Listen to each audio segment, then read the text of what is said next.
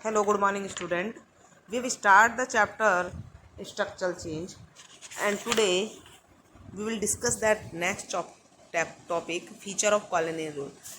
देखिए फीचर्स क्या है कॉलोनियल रूल के, उसके बारे में देखेंगे. कैपिटलिज्म जो है is a system of economy which is private ownership of property for the sole aim of profit. देखो कॉलोनियल रूल का मेन उद्देश्य क्या था? प्रॉफिट गेन करना. ठीक है, और उन्होंने वो कुछ हद तक प्रॉफिट गेन किया ब्रिटिश में. ठीक है, और अपना जो पैसा था वो आउट ऑफ इंडिया लेके गए. अब देखिए फीचर ऑफ कैपिटलिज्म में क्या है? Dynamic ever changing. कहने का मतलब डायनामिक जो है जो कभी चेंज नहीं होता है, स्थिर रहता है कहने का मतलब. ठीक है, global in nature present where there are industry. Global in nature कहने का मतलब इंडस्ट्रीज वहाँ पर लोकेट होंगी जहाँ कैपिटलिज्म होगा. ठीक है, अब देखिए प्राइवेट ओनरशिप क्या है. प्राइवेट ओनरशिप में सबसे पहले उनका उद्देश्य क्या होता है?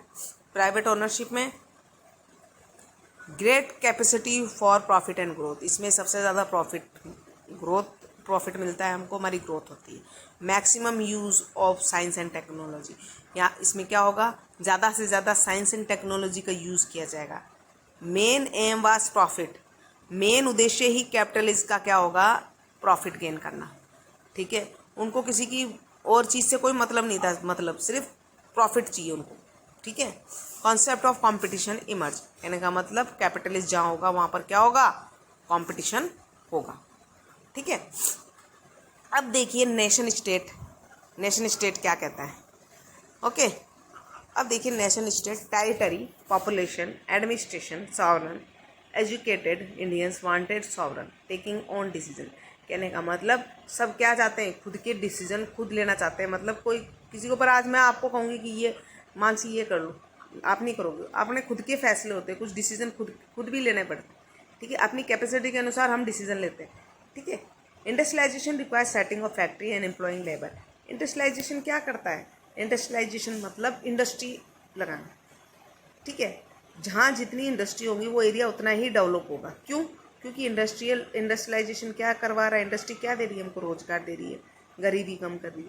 ठीक है, तो हम कह सकते हैं industrialization require setting of in factory, सेट करना फैक्ट्रीज को, और एम्प्लॉइंग लेबर, और लेबर को क्या देना? रोजगार. यही उद्देश्य होगा इंडस्ट्रियलाइजेशन. और देखो एक डी इंडस्ट्रियलाइजेशन है जो यहाँ पर वर्ड आया है, डी इंडस्ट्रियलाइजेशन. डी इंडस्ट्रियलाइजेशन मतलब जहाँ से इंडस्ट्री हट जाती है उस एरिया को क्या बोलते हैं? Deindustrialization. ठीक है, अब देखिए मैनचेस्टर जो है industrial city in England. England में क्या है? एक इंडस्ट्रियल सिटी थी. ठीक है, वहाँ ज़्यादा से ज़्यादा क्या थी? इंडस्ट्री. कॉटन फ्रॉम इंडिया, जो कॉटन थी, ध्यान से सुना, कॉटन इंडिया से कहाँ भेजी जाती थी? मैनचेस्टर में. ठीक है, कहाँ? इंग्लैंड में. ठीक है, इस तरीके से उन्होंने कितना दिमाग लगा के काम किया है ब्रिटिश ने. हमारे यहाँ से कॉटन लेके कहाँ भेज रहे थे वो? इंग्लैंड.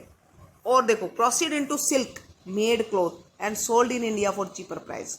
ठीक है, वो क्या करते थे? वहाँ सिल्क बनाते थे और इंडिया में क्या करते थे? उसको चीपर प्राइस मतलब सस्ती रेट पे बेचते थे. ठीक है, तो लॉस किसको हो रहा था?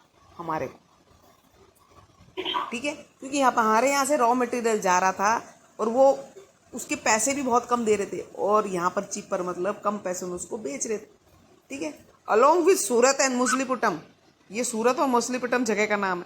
Dhaka, Tanjore were ruled by king and they lost their courts. ठीक है, ये भी क्या अपनी जो थे राजा थे, इनने भी अपना जो है जगह छीन ली गई थी. Artisans, painter, dancer, singer lost their importance, had to look for alternative job. इनका जो आर्टिशियन, पेंटर, डांसर जो थे, इनका क्या काम हट गया था, छूट गया था, और वो दूसरे जॉब ढूंढ रहे थे, अल्टरनेटिव जॉब्स. ठीक है, when there were industry population increase. Industry बढ़ेंगी, जहाँ पर इंडस्ट्री होगी वहाँ पॉपुलेशन क्या होगी? इंक्रीज होगी. Population, people from rural area migrate to urban area. People जो है मैंने बताया जैसे रूरल एरिया से कहाँ आएंगे? अर्बन एरिया में. किसके लिए? जॉब के लिए. ठीक है, they realise that life in urban area factory was tougher.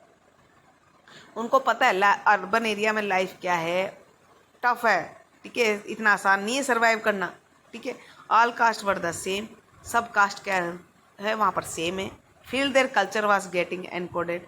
Madras में कौन कौन सी कॉफ़ी, इंडिगो, स्पाइसेस जो है ये चीज़ें ज़्यादा उस टाइम जो है उनका यूज ज़्यादा था। Bombay cotton first establish as a price capital counter for trading. Bombay को जो है फर्स्ट वहाँ पर जो है कॉटन का व्यापार वहाँ से स्टार्ट किया। ठीक है। कलकत्ता में क्या था, जूट का व्यवसाय था। इस तरीके से उन मतलब ये नेशन स्टेट के बारे में थोड़ा सा डिस्क्रिप्शन दिया है हम जो है बुक में, इसको एक बार अच्छे से देख लेना। अब देखो Calcutta, an English merchant name Job Charnock came to West Bengal. ठीक है, वेस्ट बंगाल आए, इंग्लिश मर्चेंट थे, कोई व्यापारी थे। ठीक है, उन्होंने तीन विलेज सेलेक्ट किए, देखो ध्यान से। ठीक है, कौन कौन से, कोलकाता, गोमदापुर एंड सुल्तानोटी। ठीक है, ये तीनों विलेज उन्होंने सेलेक्ट किए, क्या करने के लिए, combined 3 village and standard trading post and, और वहाँ पर तीनों विलेज को कंबाइंड करके ट्रेडिंग पोस्ट मतलब व्यापार करने के लिए उन्होंने उसको तैयार कर लिया। And British wanted to build a fort in 1698 known as Fort William as a military setup. और वहाँ पर क्या कर दिया उन्होंने, मिलिट्री सेटअप मतलब अपने खुद की मिलिट्री रखने के लिए एक सेटअप तैयार कर लिया, तीनों चीज़ों को मिला। In the middle there was a maidan far away and personal. उन्होंने इस तरीके से कुछ मैदान बना के एक इंफ्रास्ट्रक्चर तैयार किया। अराउंड द मैदान सिटीज़ वर फॉर्म, और उसके चारों तरफ क्या बनाई, cities. People start in infrastructure build those the city of Calcutta develop which include the fort William and their village. इस तरीके से जो है कलकत्ता जो थी वो डेवलप हुआ सिटी, और फोर्ट विलियम उसमें इंक्लूड किया गया। ठीक है, इस तरीके से उन्होंने स्ट्रक्चर दिया ताकि है ना जो है आगे अपना काम कर सके। ठीक है, अब देखिए अर्बनाइजेशन और इंडस्ट्रियलाइजेशन के बारे में। अर्बनाइजेशन देखो, अर्बनाइजेशन मतलब शहरीकरण, और इंडस्ट्रियलाइजेशन मतलब इंडस्ट्री लगाना।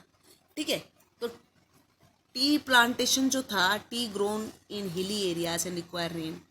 वहाँ पर जहाँ पर भी टी उगेगी वहाँ पर क्या है, रेनफॉल तो होगी। तो आसाम जो है सबसे ज़्यादा टी प्रोड्यूसिंग एरिया जो है अपना आसाम है, सबसे ज़्यादा टी, क्योंकि वहाँ पर लेबर भी है टी के लिए, और हिली एरिया है, तो वो जो है फेवरेबल कंडीशन है टी के ग्रोथ के लिए। ठीक है, डिसएडवांटेज ऑफ आसाम क्या है, वहाँ की पॉपुलेशन क्या है, लो। Therefore people had to move from Bihar, Maharashtra and Rajasthan and MP, और इसलिए वहाँ से लोग कहाँ आ जाते हैं, राजस्थान की तरफ आ जाते हैं। लाइफ ऑफ लेबर देखो, harsh weather condition caste disease, वहाँ जो हार्श वेदर कंडीशन है उससे क्या हो रही है, बहुत सारी बीमारियाँ हो रही हैं। Moved away from hence culture shock, और वो एक दूसरी जगह चले जाते हैं। ठीक है, दूसरे कल्चर में अपने आप को कर रहे हैं। ठीक है, living and working condition were poor, और उनकी लिविंग और वर्किंग कंडीशन क्या है, पुअर है। ठीक है, अब देखो low wages, penal laws made by British to punish the offender or worker if they did not report on time, try to run away or went against them। अगर देखो Britishers के टाइम जो भी लेबर सही तरीके से काम नहीं कर रहा, लेट आ रहा है, तो उसको सजा देते थे, मारते थे कोड़ों से। ठीक है, but their laws were in favour of plantation owner.